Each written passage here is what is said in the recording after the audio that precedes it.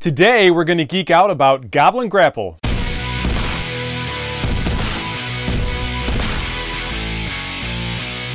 Hey guys, what's going on? It's Lee from Geek City, USA here, and today we're going to take a look at a game called Goblin Grapple by Silver Gaming Company.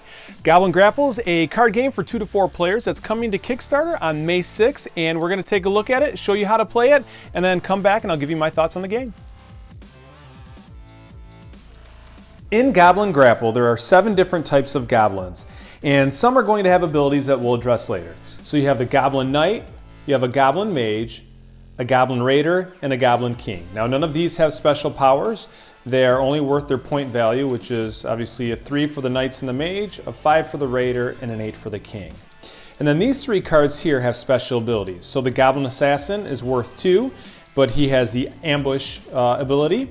The Goblin Spy is a 0, and he has the ability to essentially spy on your opponents. And the Goblin Defender, who is worth 1, allows you to essentially save one of your cards. And we'll go into those special abilities a little bit later. The goal of Goblin Grapple is to be the first person to score 100 points, and if you are that person, you win the game. In a game of Goblin Grapple, during setup, you will deal each player 5 cards. So here I have it set up as though there's 2 players. And then on your turn, you will take your hand, and you can take a look at it. And at the beginning of your turn, you're going to grab a card. And that's the first thing you're always going to do on your turn.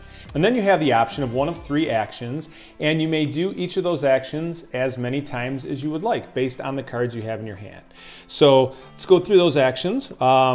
First action, you can play a goblin and add it to your army. Now when you do this, you take one of the cards that's in your hand, and you will place it face down in front of you, and this is considered your army then in front of you.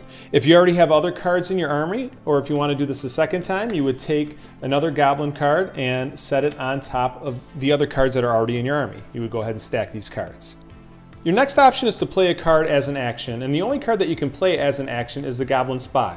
Now he's worth 0 points if you play him to your army or against your opponent's army. However, he has this special ability which lets you look at another player's hand, and then you can swap a card from your hand. So basically what you would do is you would play this card as an action, you would discard this card, and you can look at your opponent's hand and peek through at their cards and figure out what card you want to take. In this case, they have a king. King is the highest card in the game. So you could take that and swap it with a card in your deck, so we'll just give them this Goblin Mage. And that is using the card as an action. And then the third thing that you can do is you can challenge your opponent's army with a card from your hand. So let's say that your opponent has gone through and they have cards in their army. You can take a card from your hand and then challenge your opponent's army. And what happens then is you start a combat, and the winner will add the cards to their protected garrison. So in a combat, you will flip both cards and you will look at the values, and the one with the highest value will be the winner. So in this case, and we'll not worry about abilities right now, I played a 5, my opponent had a 1. I take these cards that total 6 and I add them to my garrison. Now these cards are protected, nothing can happen to them, and I now have 6 cards in my garrison, and we're going to continue going around in circles, taking turns, until one player gets 21 points in their garrison, at which point the round ends and then we total points. So we're going to look at each action in a little bit more detail here. Now playing a goblin to your army is one of the key ways to add points at the end of a round, because after one player gets 21 points in their garrison, you also you'll add up that total, but whatever cards you have in your army will also go towards your total. So in this case, let's say one of the opponents on the table scored 21 points. I would go ahead and I would see I had 6, and then I would also add these 8 points to my total. And then this is your total. This is working towards your total of 100 at the end of the game. So the stealing the card action of the Goblin Spy, we went through that already. There really isn't much more to it. There's a great strategy involved, because obviously you can weaken your opponent and strengthen your deck, and as well as ruin whatever strategies they may have had planned out. All right, so now I'm going to go ahead and show you an in-depth example of what happens when you challenge your opponent's army. And I'll cover each card's special ability at this point. All right, so here we're set up. This is the deck. Here's my army, here's my opponent's army, and this right here is my opponent's hand, and I've got my hand here. And I'm going to go through and show some of the different cards and how they're going to play. Okay, so we're going to start with the first challenge. So I'm going to challenge my opponent's army. So I'm going to play a Goblin Raider. Now he's worth 5, so my opponent would flip this top card, and it is a Goblin Knight, which is a 3. So I would take this, and this would go into my garrison. Okay. Now another option, let's say this time I challenge my opponent, they flip a card, and now we have a tie. So in the case of a tie, and I'm actually going to go ahead and give my opponent one more card. In the case of a tie, we have an option of re-engaging. So right away, the attacker would win this unless the defender can play a card from their hand face down, which would then start another round. So if I was a defender, I could say, okay, I will re-engage you with this card. Now, if I, as the attacker, if I don't play a card, they would add these cards into their garrison, and this card would go back in their hand. However, I can choose to play a card. We'll say this is in my hand, and then I could play a card from my hand, and we'll flip, and then in this case, I won, so I would add all of these cards to my garrison. So it's kind of like a little bit like war. However, there's a little bit more strategy with regards to whether or not you are going to continue to try to attack your opponent. So now next I'll show you this here. So I'm going to attack my opponent, and I have a Goblin Raider. That is worth 5 points. He's going to flip, and he has his king. Now his king, I fear nothing, lead me into battle, and victory is imminent. All right, well, right here my opponent's definitely going to win. But what I'm going to do is I'm going to play a card from my hand because I don't want to lose this card. This is worth 5 points. I mean, that's a lot of points to give your opponent. That's 13 points right there. So what I will do is I will play this card, the Goblin Defender, and I will play this from my hand, and what this lets me do is I could swap this card to protect the Goblin in battle. So what I would do is I would say, okay, whoop, I'm gonna take this guy back to my hand, and there you go. So in turn, my opponent only got 1 point for me instead of 5 points. All right, next, let's say I'm going to go to challenge my opponent. I'm going to challenge them with the Goblin Assassin. They would flip their card here, and they have an 8, or they have the king rather, and the assassin, if you look here, the assassin's special powers is always defeats kings. So as a result, I would defeat this, so the lower card would defeat the higher card, and I just added 10 points to my garrison. Finally, let's say we do this. I am going to challenge my opponent. Well, here we go now. They have the Goblin Assassin, which again, if you recall, which will automatically defeat the king. So I would be losing my king here. Well, I'm going to play a card from my hand, and I will play a Goblin Defender card from my hand, which again lets me swap a card to protect the Goblin in battle. So I'm going to protect my king. So right there, I just saved my king, and this goes back into my hand. Well, my opponent doesn't want to lose his Goblin Assassin and knows that I just took my king to my hand, so they could play this card from their hand, which is another Goblin Defender. So they can swap and save their assassin and put their assassin back in their hand. So now we have an issue here where technically I am the attacker.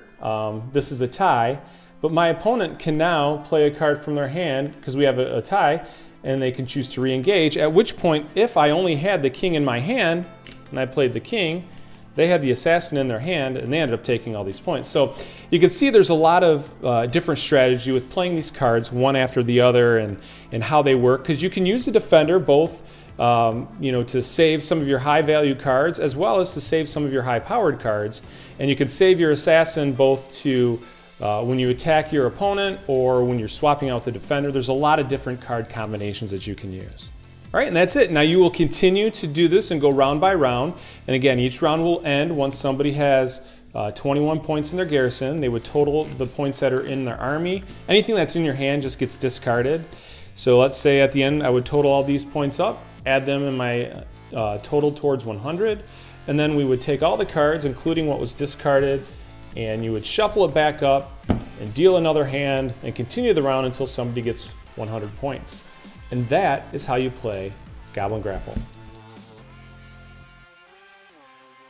All right, first of all, as a part of this review, I really wanted to showcase the whole presentation of this game. So if you look here, this came in a box with the logo laser etched or burned onto it, which I thought was a really nice touch, especially for a reviewer copy.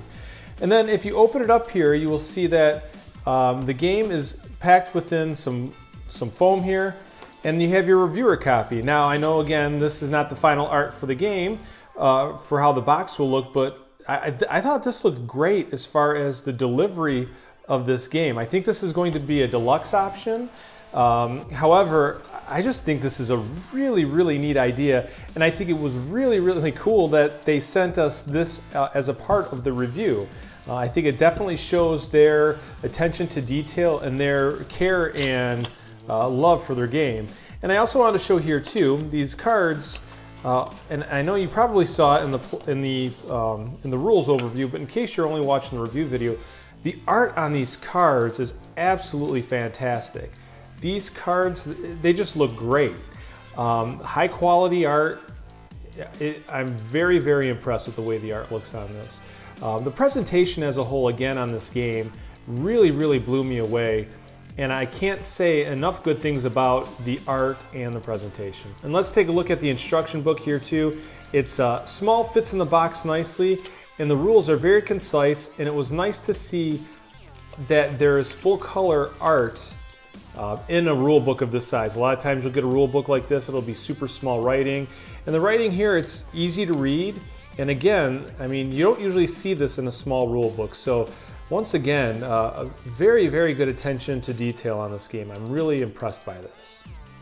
So the gameplay of the game, now the game is not very deep as far as game mechanics and everything. So the gameplay, it's very easy to play, it's quick to play, and it's easy to teach. And I think for the style of game it is, I think the gameplay is perfect for the game. So that brings us to the audience of this game. So with the gameplay being so quick and easy and the game being easy to teach, this game is very accessible across the board. This is an easy game for kids to play. It's an easy game for non-gamers to get into, but there's also enough strategy and theme to it that if you're a fan of heavier games, you'll still definitely enjoy this game as far as a filler game or to be played in between, or when you're just looking for something quick, or if the game's in your pocket and you want to play when you're going out to dinner with your friends. The replayability of this game is definitely high because the game is so quick, because it's easy to teach, and because it has such a broad accessibility. It's something that's able to be replayed with multiple people in multiple groups. So I definitely think there's a high replayability factor here. So what are my final thoughts on this game? Well, the game is simple and quick, and it's fun. And a lot of times simple and quick doesn't add up to fun. And this game is a lot of fun. This is a game that we've played over and over again. The game, it looks great. So based upon this alone, I would definitely recommend this game. All right, guys, that's it. This is Lee from Geek City, USA. Be sure to like and subscribe to our channel if you want to check out our other videos, or comment with me down below, and I'd love to interact with you guys. Once again, thanks for checking us out. We'll catch you next time.